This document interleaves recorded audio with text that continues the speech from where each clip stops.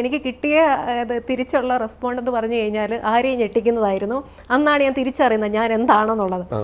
എന്നോട് എൻ്റെ അധ്യാപിക പറഞ്ഞ കാര്യം, ദേ നോക്കൂ, ഞാൻ ഉത്തരം പറഞ്ഞല്ലോ, ഞാൻ ഓർത്ത് എന്നെ ഇപ്പം ഇങ്ങോട്ട് പ്രശംസിക്കും എന്നാണ് നമ്മൾ വിചാരിക്കുന്നത്. ദേ നോക്കൂ, ഇത്രയും ബുദ്ധിയുള്ള കുട്ടികൾ ഈ ക്ലാസ്സിലുണ്ടായിട്ട് ആ ബുദ്ധിയില്ലാത്ത കുട്ടി ഉത്തരം പറഞ്ഞത് കണ്ടോ?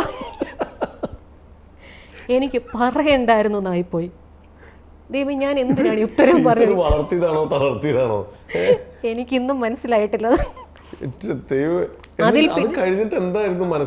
മനസ്സിൽ വന്ന കാര്യം വെച്ചാൽ ഇനി ആരെങ്കിലും ഉത്തരം പറഞ്ഞില്ലേ പറയാതിരിക്കുക, വെറുതെ നമുക്കിനി ആ പേരൂടെ കിട്ടണ്ടല്ലോ. അപ്പം എൻ്റെ മനസ്സിൽ അത്രയും ബുദ്ധിയില്ലാത്ത കുട്ടിയാണോ? അപ്പം ഞാൻ എന്നെ സമാധാനിപ്പിക്കും. ഇത് ഈ ഞാൻ പറയും 4ാം ക്ലാസ്സിൽ പഠിക്കുന്ന സമയത്ത് ആ ഒരു കാര്യമുണ്ട്, ഇന്നും എൻ്റെ മനസ്സിലുണ്ട്.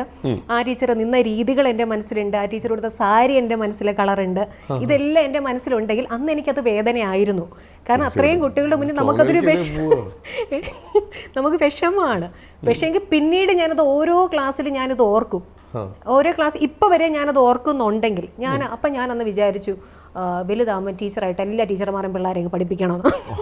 അന്ന് അത് വെറുതെ വിചാരിച്ചുവെങ്കിലും ഒരിക്കലും ഞാൻ അങ്ങനെ ആകണമെന്ന് ഒന്നും വിചാരിച്ചിട്ട് ഒന്നും ഉണ്ടായിരുന്നില്ല. പക്ഷേ എങ്കിൽ അന്നേ വിചാരിച്ചു, അയ്യോ അങ്ങനെ എന്നാലും പറഞ്ഞല്ലോ, അങ്ങനെ എന്നാലും പറഞ്ഞല്ലോ എന്ന് നമ്മളിങ്ങനെ വിചാരിച്ചു.